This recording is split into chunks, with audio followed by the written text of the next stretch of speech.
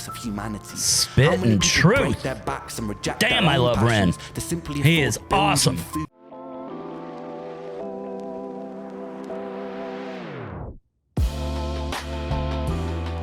Hey everybody, welcome back to Just the Best Parts. It's SP and I'm back in the chair. And today, I'm reacting to some brand new REN. That's a first. Y'all been telling me to react to some new music that I haven't heard. Well, here you go. Here's my reaction. I don't know anything about this song. It's called Eden. I ain't gonna talk about it. I just want to dive right in and I'll see you on the flip side. Let me tell you a story as old as time. The story of Adam and Eve. It starts with a God who wanted more. God had just created the heavens and the earth. Nice. He had the angels by his side, but they had no will of their own.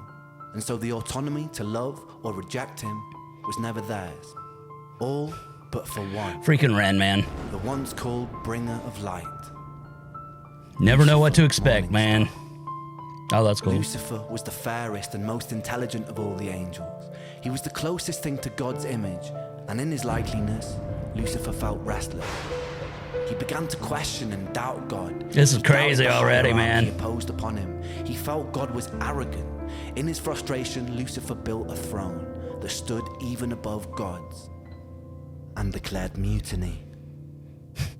A war ensued. God, being all-powerful, came out the victor and banished Lucifer from the heavens and exiled him to earth. Yep. Once again, God was alone with his power.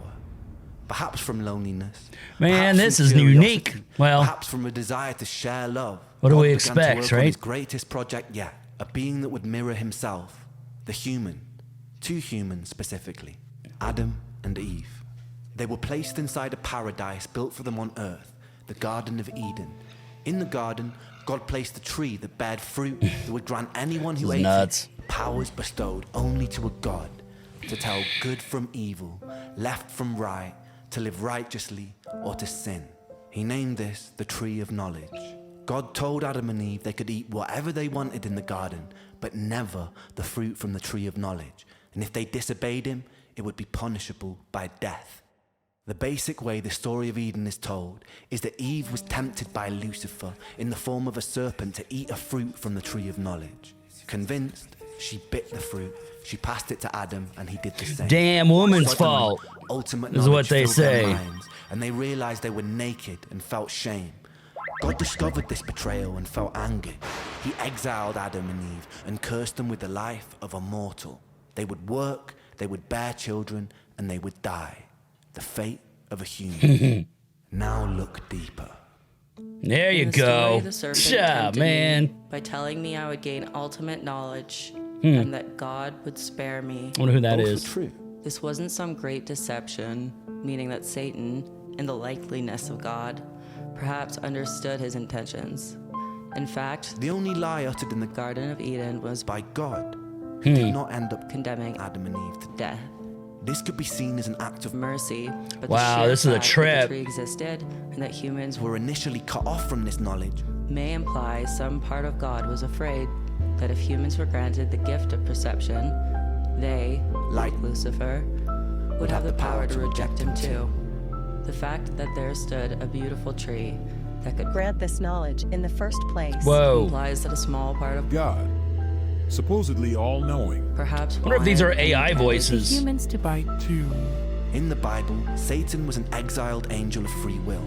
Humans are exiled descendants Oh. of Adam and Eve. also with free will. Not only have we shared a That's similar awesome. fate to the devil, we were also both constructed in We the were image of also our both Creator, constructed in the Wow. image of our Creator. meaning our behaviors, in some shape or form, imperfectly echo his. We could assume that this kind of God has his doubts, but as the most powerful Being in the universe. This is he nuts, has no one man. above him to turn to with questions. incredible. And no one to Doubt but himself, an incredibly lonely and isolating existence.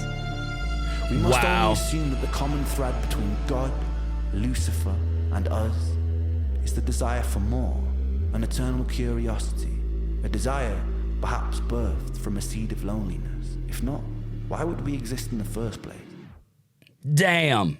The constantly looping bittersweet irony is whether gifted by some omnipotent God or simply a byproduct of billions of years of evolution. It's incredible. Here we stand in 2023 Stop beeping. as creatures with free will.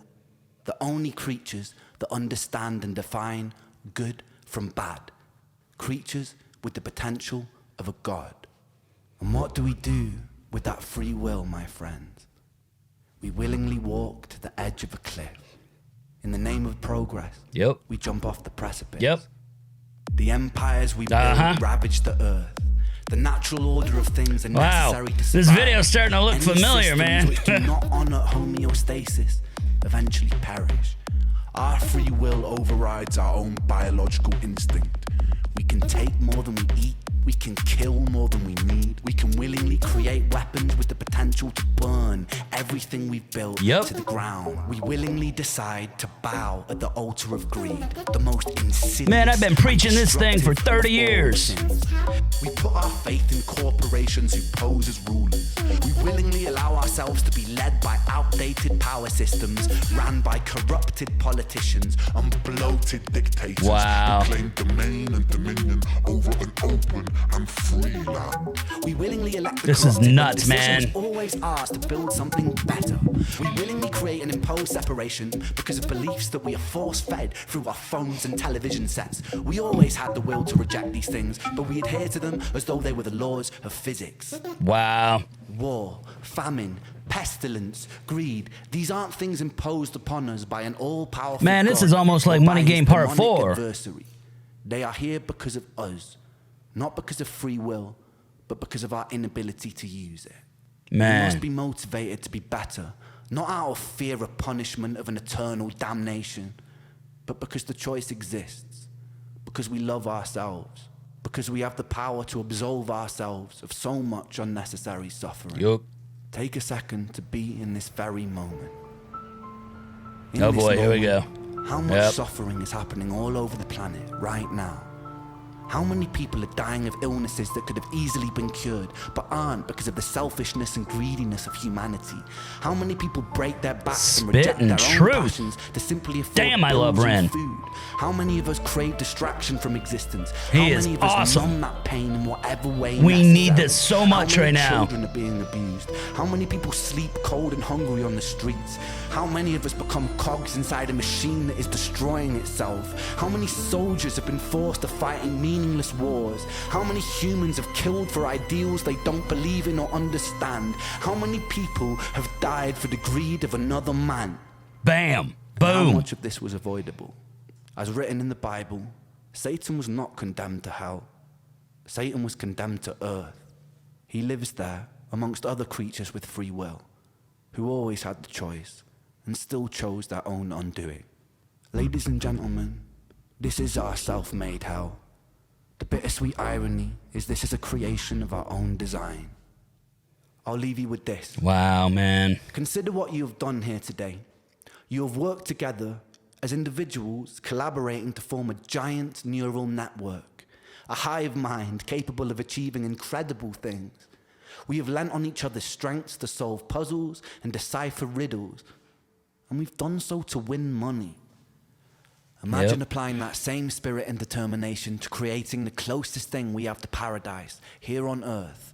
By using the power of collaboration, we can work together to even the playing field for everybody. Our dystopias can become utopias. Our Jahannams can become Jannah. Our hells can become heaven, right here on Earth. And this sentiment applies to atheists, agnostics, and believers alike. Myself, I'm an agnostic who believes. I believe in us. We must do better because we can choose to. We must be better simply because the option exists. Thank you. Damn, man. Just.